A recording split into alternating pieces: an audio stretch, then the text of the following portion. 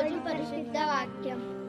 ఆత్మ విషయమై దీనులైన వారు ధన్యులు, పరలోక రాజ్యము వారిది.